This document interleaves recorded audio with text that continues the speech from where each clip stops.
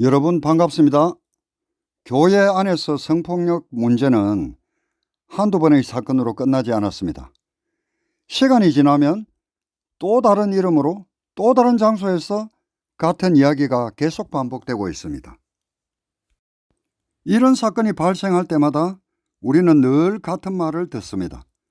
일부 개인의 일탈이다. 교회 전체의 문제는 아니다. 그러나 우리는 이제 묻지 않을 수 없습니다. 왜 일부 개인의 일탈이 이토록 자주 반복되고 있는 것일까요? 우연이라기에는 너무 많고 개인 문제라기에는 패턴이 너무 닮아 있습니다. 왜 유독 교회 안에서 이 문제는 사라지지 않을까요?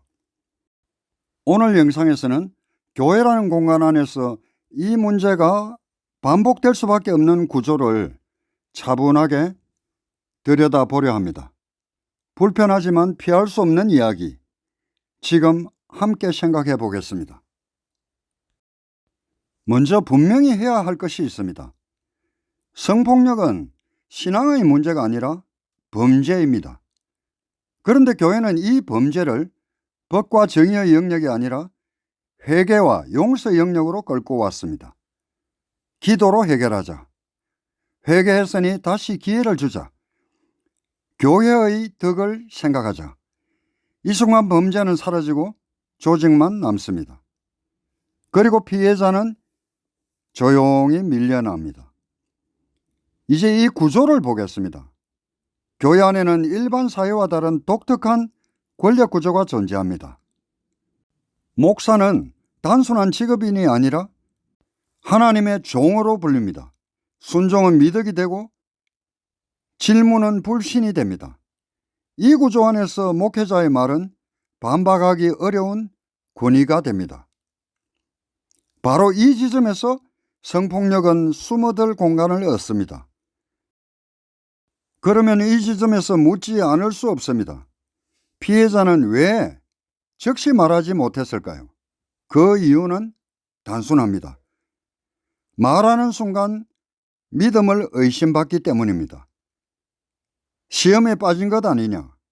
기도가 부족한 것이 아니냐? 괜히 교회를 흔들지 말라. 이러한 이유로 피해자는 2번 침묵을 강요받습니다. 한 번은 가해자에 의해서, 또 한 번은 교회에 의해. 더 심각한 문제는 피해자에게 책임을 돌리는 구조입니다. 유혹한 건 아니었는지, 옷차림은 적절했는지, 왜 그 자리에 있었는지. 성경 어디에도 피해자에게 이런 질문을 던진 예수는 없습니다. 그러나 교회는 가해자보다 피해자를 먼저 검증합니다. 이것은 신앙이 아니라 권력의 자기 방어입니다. 여기서 제가 중요한 질문을 하나 드리겠습니다. 왜 교회 밖에서는 고발되는 일이 교회 안에서는 침묵으로 끝나는가? 답은 분명합니다. 교회는 진실보다 체면을 더 중요하게 여겨왔기 때문입니다. 사역이 무너지면 안 된다. 교회가 세상 사람들에게 욕을 먹으면 안 된다. 그러나 성경 에베소서 5장 11절에는 너희가 열매 없는 어둠의 일에 참여하지 말고 도리어 책망하라고 말씀했습니다. 덮는 것이 신앙이 아닙니다. 드러내는 것이 성경적인 태도입니다. 예수님은 작은 자에 대한 폭력에 대해서 가장 강한 경고를 하였습니다. 마태복음 18장 6절에서 이 작은 자 중 하나를 실족하게 되면 차라리 연자 맷돌을 목에 달고 바다에 던져지는 것이 낫다고 했습니다. 오늘날 교회는 이 말씀 앞에서 용서로 덮자라는 말을 그렇게 결코 가볍게 할 수 없습니다. 그럼에도 교회는 말합니다. 목사도 사람이고 교회도 사람이 있는 곳이니 문제가 있을 수밖에 없다. 맞습니다. 문제가 있을 수 있습니다. 그러나 문제 이후의 태도가 교회를 드러냅니다. 교회는 그동안 가해자를 보호해왔고 피해자는 떠나보냈습니다. 이 선택은 결코 중립이 아닙니다. 가해의 편에 서는 선택입니다. 성폭력이 반복되는 이유는 단순합니다. 처벌되지 않았기 때문입니다. 드러나지 않았기 때문입니다. 침묵이 계속 학습되었기 때문입니다. 침묵은 또 다음 피해자를 부릅니다. 마지막으로 묻겠습니다. 교회는 누구의 편에 서야 합니까? 조직의 편입니까? 아니면 상처 입은 사람의 편입니까? 예수님이라면 어떻게 했겠습니까?